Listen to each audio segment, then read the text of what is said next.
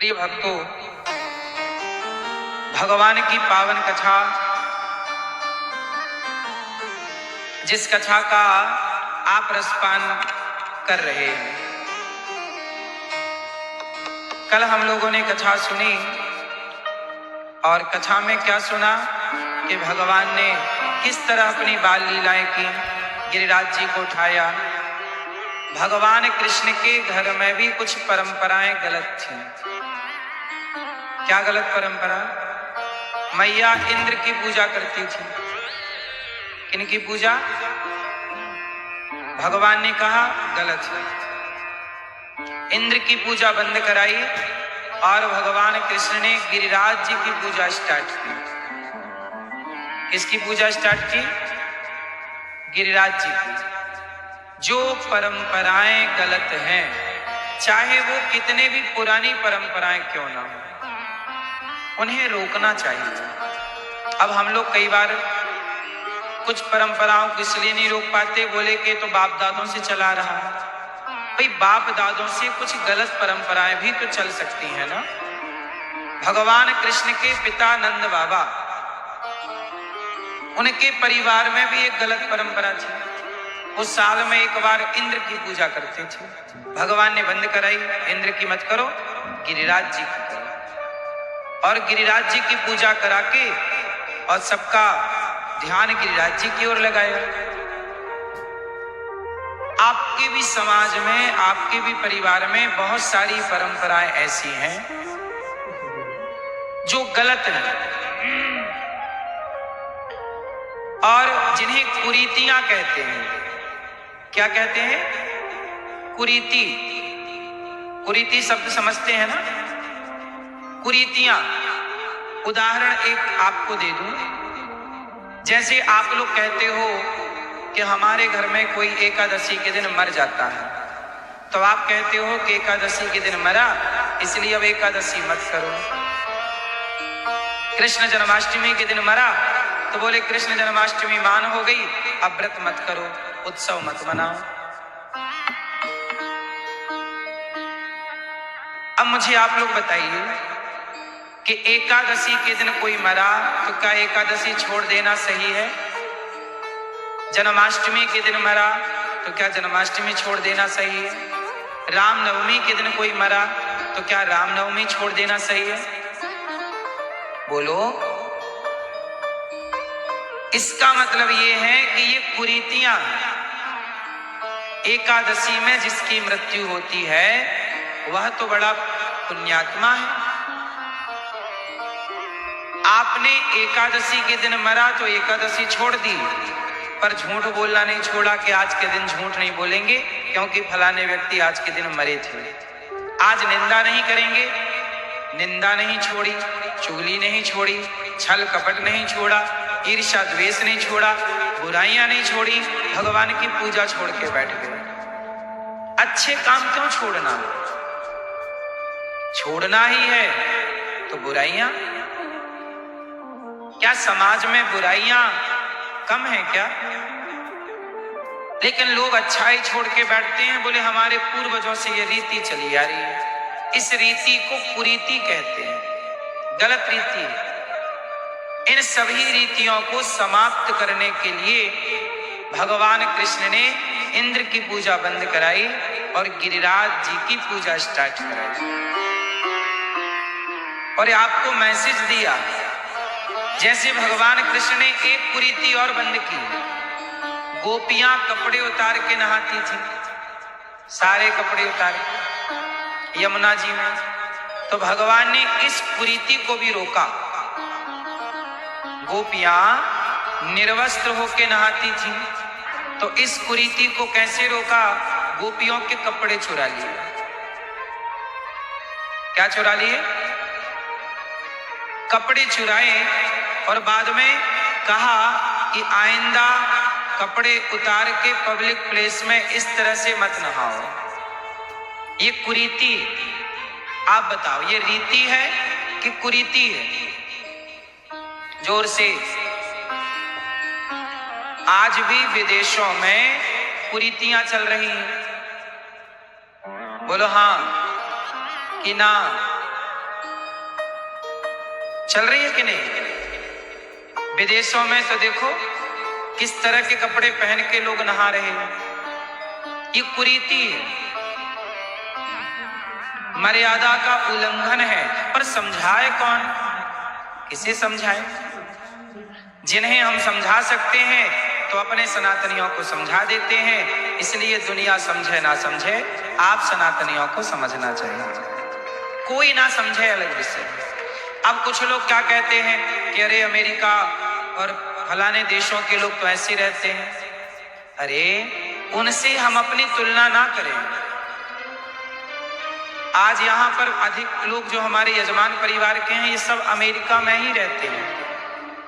लेकिन अमेरिका की जो यूएस की इत्यादि पश्चिमी देशों की जो परंपराएं हैं वो हमारी सनातन परंपराओं से अलग हैं। हमारी परंपराएं वैदिक परंपराएं हैं। हमारे यहाँ रीतियां हैं। कुरीतियां यदि थी तो भगवान ने उन्हें समाप्त किया। कुछ बची, आप समाप्त कीजिए। जैसे हमारे यहाँ कपड़े पहन के ही स्नान करने की परंपरा है। हमारे यहाँ प्रयागराज में कुंभ लगा, करोड़ों स्त्रियों ने स्नान किया, करोड़ों पुरुषों ने स्नान किया, पर सबने मर्यादा में स्नान किया। बोलो हाँ, हमारे यहाँ मर्यादा पुरुषोत्तम की पूजा है ना। हमारे यहाँ कृष्ण मर्यादा की स्थापना करने आते हैं ना। हम मर्यादित लोग हैं। हमारा बोलना मर्यादित, खाना मर्यादित, कपड़ा मर्यादित, चलना मर्यादित, रहना मर्यादित, समाज मर्यादित। हम सब मर्यादाओं में रहने वाले लोग हैं। इसलिए मर्यादा की लक्ष्मण रेखा पार किसी को नहीं करनी चाहिए। यदि करोगे तो चाहे वो माता सीता ही क्यों ना हो, उनके जीवन में संकट आएगा, दुख आएगा। यदि वो मर्यादा की लक्ष्मण रेखा पार, है ना। इसलिए हम सब एक मर्यादा में रहें, मर्यादा में रहें। और यही कथा का काम है, समझाना। कथाएं क्यों जरूरी है? कथा हमारा मूल सिद्धांत है, हमें कैसे जीना है। कभी परिस्थितियां विपरीत हो जाएं तो क्या करना है।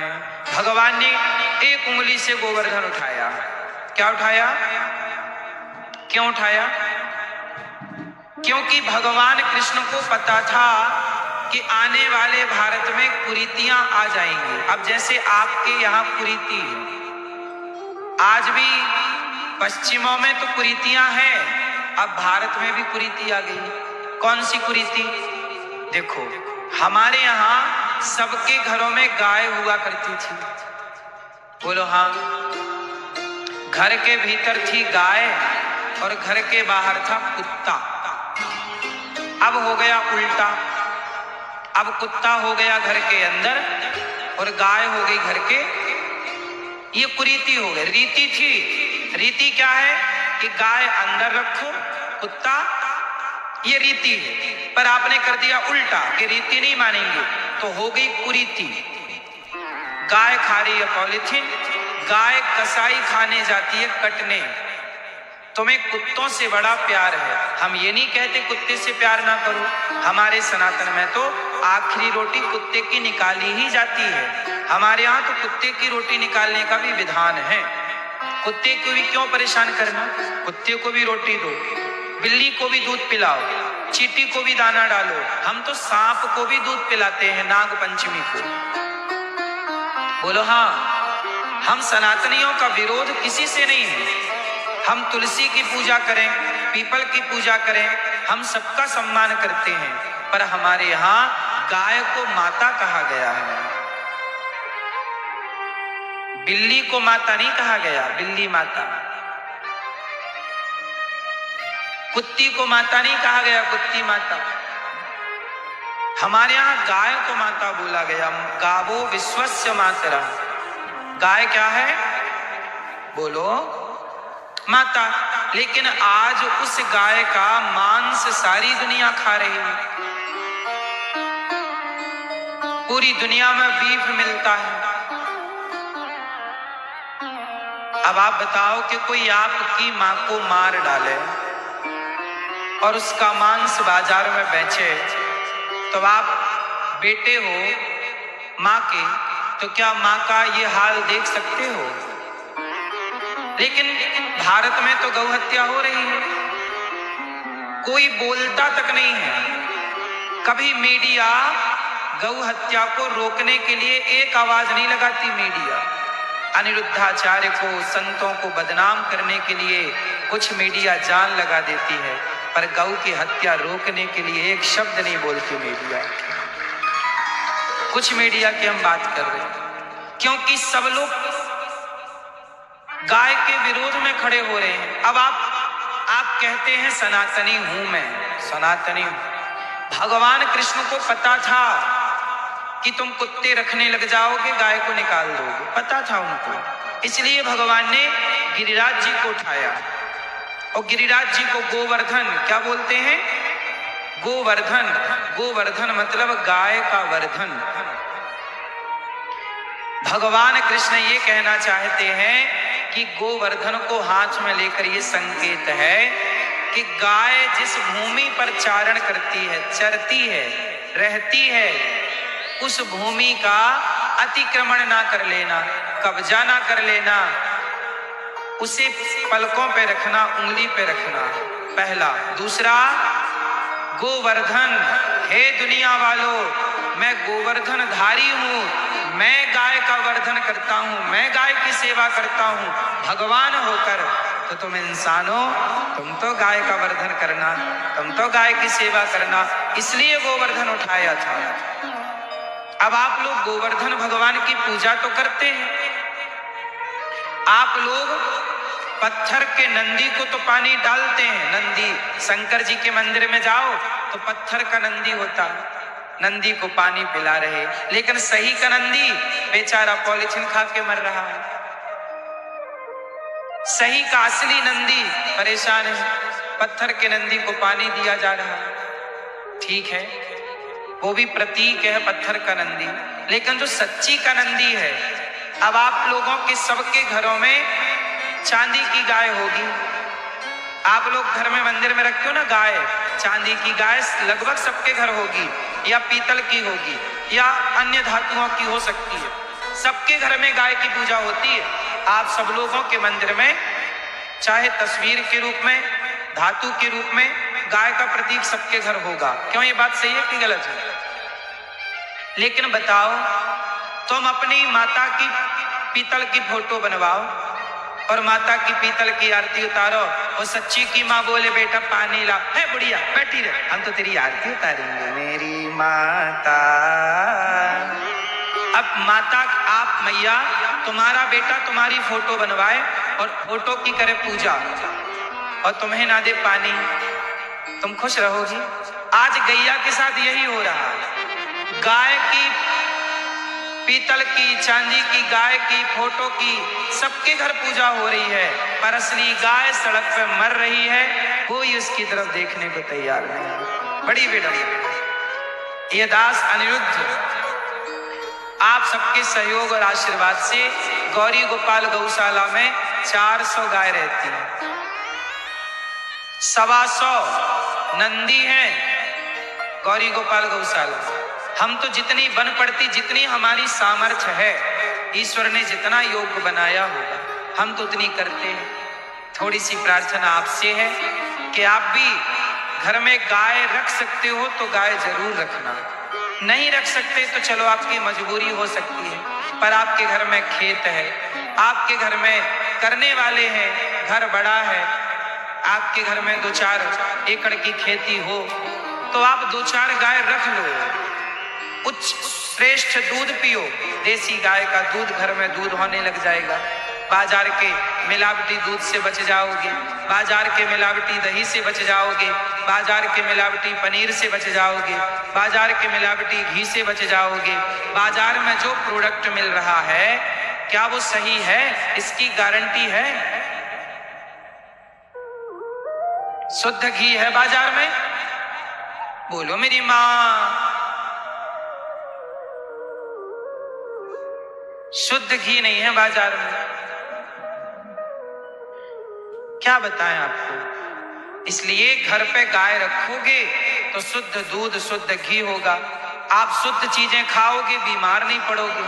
अब आप बाजार की चीजों पर निर्भर हो गए, इसलिए आपकी कमाई का आधा सा पैसा बीमारियों में लग जाता है, डॉक्टरों में लग जाता है।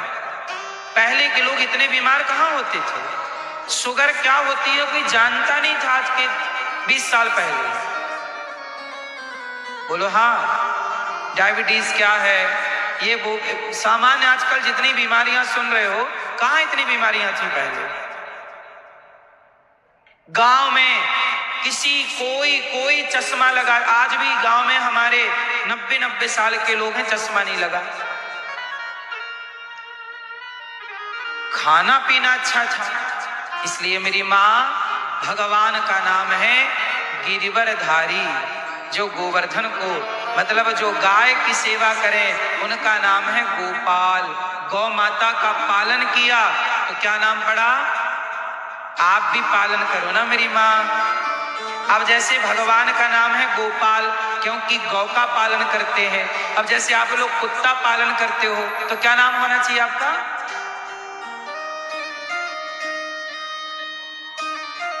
कुत्ता पाल।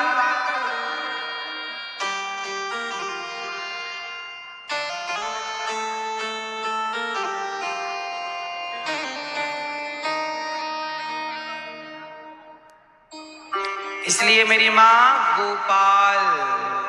गोविंद मेरो है, गोविंद मेरो है।